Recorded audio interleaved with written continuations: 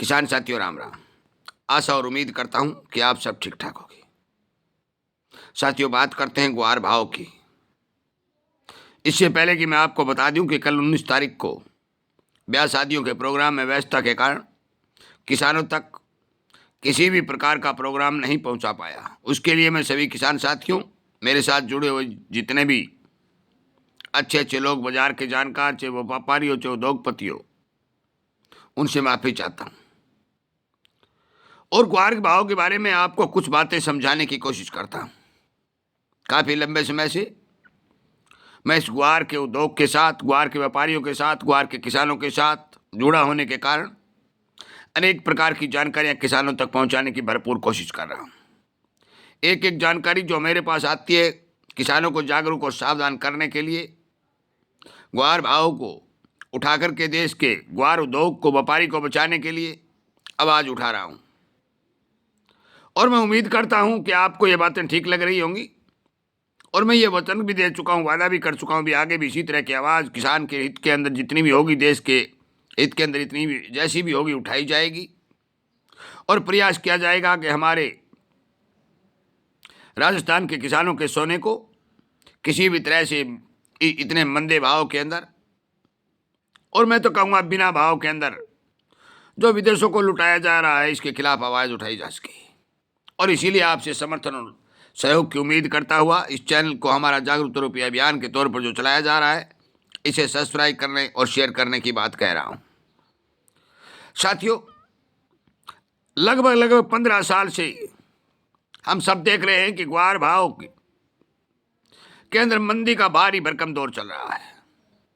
एक बात मैं स्पष्ट कर देना चाहता हूँ, जो लोग मंदी की खुशियाँ मना रहे हैं, जो विदेशों का हमारा माल बिना भाव के लुटा रहे हैं, उन सबको ये बात समझ लेनी चाहिए कि मंदी में किसी का भला नहीं हो सकता। ना किसान का भला होगा, ना व्यापारी का भला होगा, ना कमीशन एजेंट का होगा, ना मिलर का होगा, ना ऑपरेटर का होगा, ना एक्सपोर्टर का होगा। साथियों, हम सबको इस बात का पता है कि ग्वार के भाव ये जायज़ नहीं है। एक साजिश के तहत, एक बहुत बड़े षड्यंत्र के तहत भारत के अंदर ग्वार के ऊपर ये खेल खेला जा रहा है। ग्वार के भाव को दिनादिन दबा करके हर एक इंसान को जो ग्वार के अंदर एंट्री करता है, उसको नुकसान पहुंचाने और ग्वार से मोह भंग करने की कोशिश की जा रही है। अति बहुत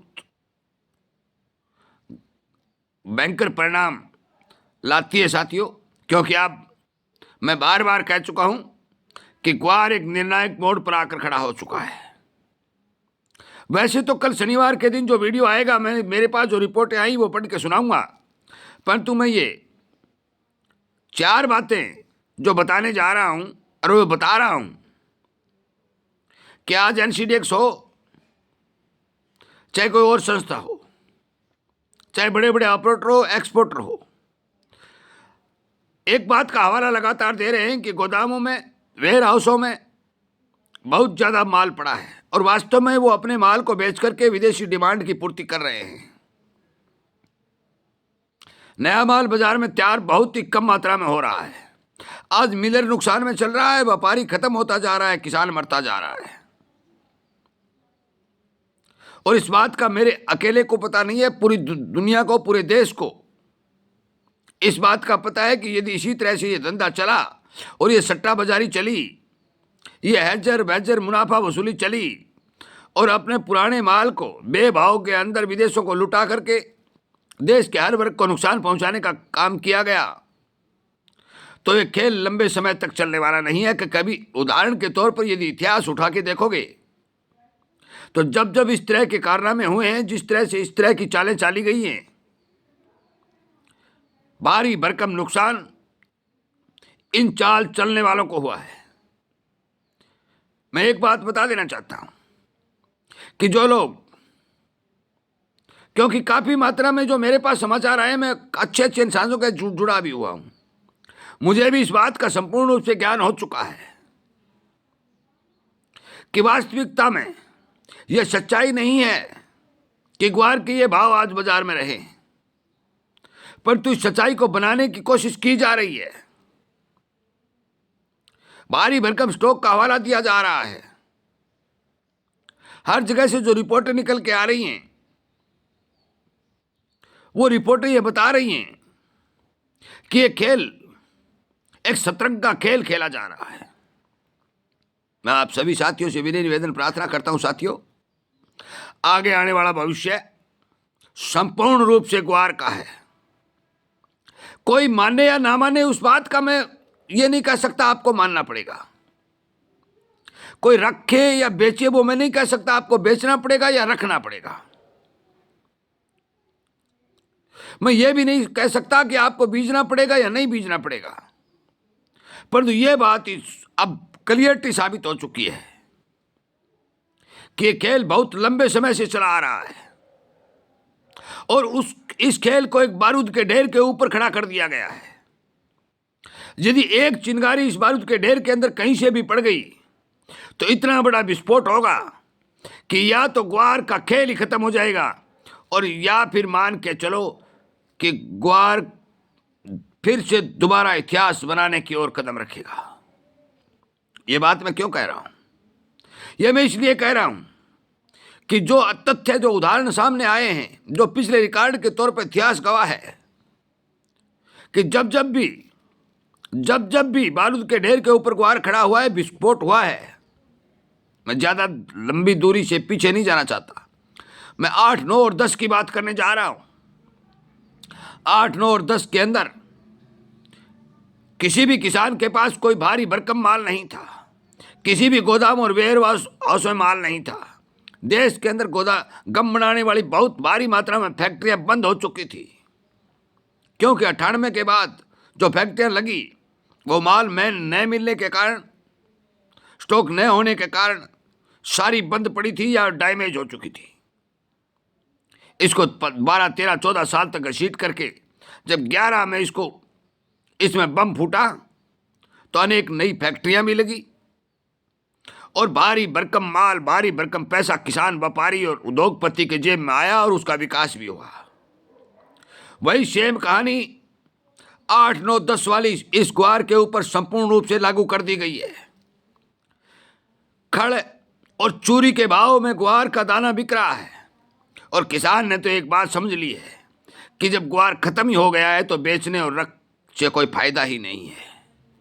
मेरी भारी भरकम किसानों से बात हो चुकी है, उनका साफ कहना है कि रुड़ तो गया ही है, अब इसको निर्णायक मोड़ तक ले जाने का प्रयास करेंगे।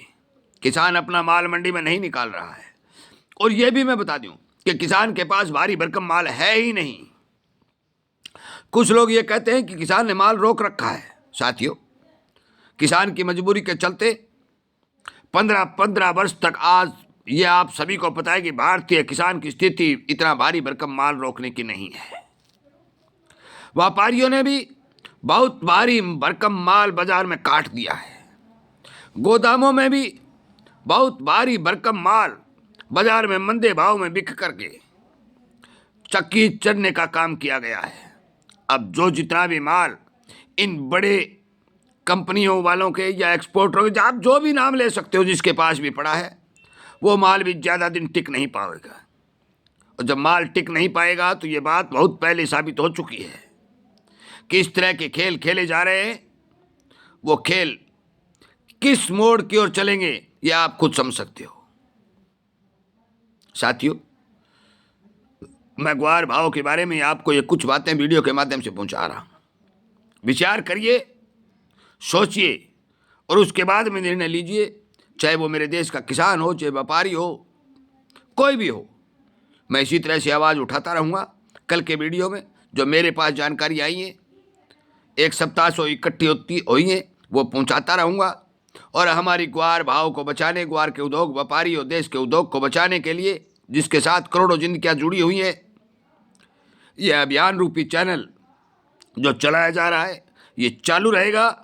एक दिन जीत हमारी होगी, क्योंकि जीत सच्चाई की होती है। इस बात की गवाही हमारे लाखों करोड़ों वर्ष पुराने इतिहास के अंदर अनेक जगह पुस्तकों में लिखी गई है। मैं विचार करता हूँ और उम्मीद भी करता हूँ कि ये बातें आपको पसंद आ रही होंगी और हमारे द्वारा उठाई गई आवाज़ का समर्थन करते हुए आप शेयर करके हर एक वर्ग के जो ग्वार उद्योग के साथ जुड़ा है उस तक पहुंचाने का काम कर रहे होंगे। जय हिंद।